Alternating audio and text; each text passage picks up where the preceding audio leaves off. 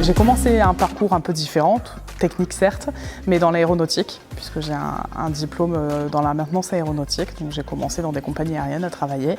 Et à la demande de mes parents, il y a une quinzaine d'années, qui ont demandé un coup de main. J'ai accepté. Au départ, c'était pour 6 mois.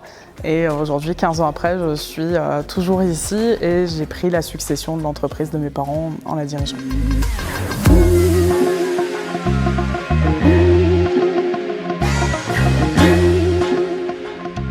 Alors, il n'y a effectivement absolument pas d'école. J'ai eu la chance de pouvoir hériter des valeurs et des bases solides de fonctionnement d'une entreprise saine aussi. Après, je dirais que j'ai appris, l'école a été celle d'apprendre à côté de mes parents pendant une dizaine d'années. La particularité, je dirais, de chef d'entreprise, pour ma part en tout cas, ce serait d'être polyvalent.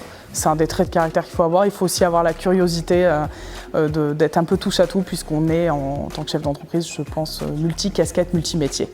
Je dirais qu'il y a des prérequis, effectivement, où du coup, chaque personne aura des facilités. Moi, j'ai des facilités dans certaines parties où j'ai un côté peut-être un peu plus diplomate, j'aime bien concilier. J'aime bien aussi le côté travailler en solidarité, donc j'aime beaucoup impliquer toute mon équipe dans les décisions même que je prends. Mais je dirais que pour tout le monde, ça s'apprend.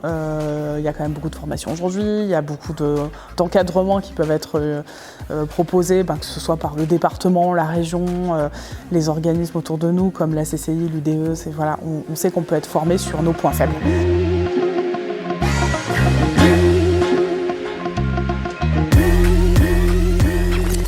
Moi j'adore, c'est un territoire qui est très qualitatif, forcément qui apporte un gros confort aussi. Le département des Alpes-de-Provence, il apporte, à mon sens, de grandes qualités humaines. On est vraiment sur un contact humain avec tous les acteurs. Moi je trouve qu'on a une grande qualité humaine, on a une proximité, on reste à l'échelle humaine aussi, on n'est pas noyé dans un flot d'entreprises. On a un énorme encadrement et il me semble que c'est des valeurs qui sont très importantes.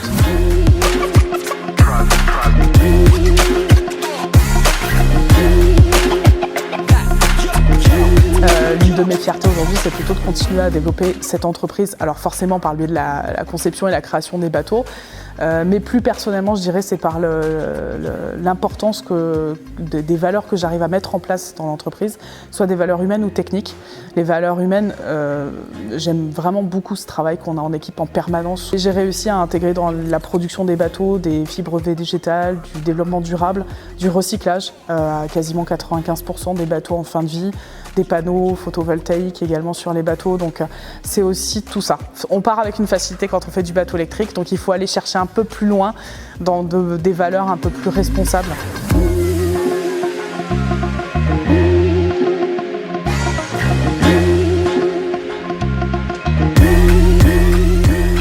Pour ma part, en tout cas sur notre entreprise, ça a été surtout un bouleversement industriel, plus que sanitaire en soi.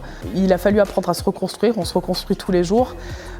C'est difficile d'aller au-delà, de prévoir une semaine, un mois aujourd'hui, alors qu'avant on prévoyait d'une année sur l'autre. Ça c'est un peu quelque chose, je trouve, qu'on a perdu. Je dirais plutôt que nous, ça pousse un peu à l'aventure.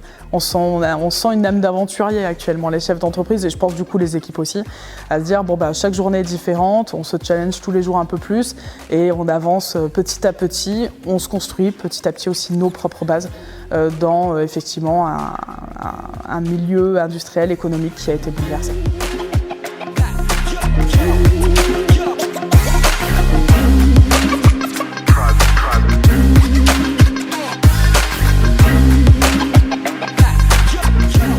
Donc il y a plusieurs éléments qui vont venir s'ajouter. Le nouveau bateau, on va dire maintenant, est bien lancé, il est dans ses rails, il va être commercialisé cet automne. On a un nouveau bâtiment dont la construction a démarré le mois dernier, avec des acteurs locaux aussi d'ailleurs, principalement on y a tenu.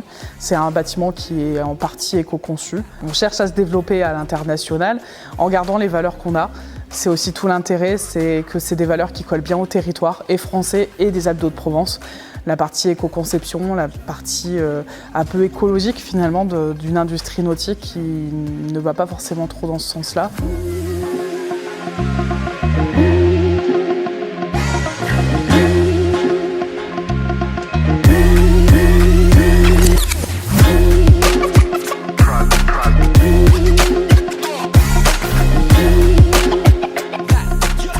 J'ai un coup de cœur pour les gorges entre le barrage de Quinçon et de Sainte-Croix vers Artignos, puisque c'est un endroit qui est encore assez préservé du tourisme de masse. Et puis, petit coup de cœur aussi pour un petit spot qui est au col de la Bonnette, derrière Jauziers.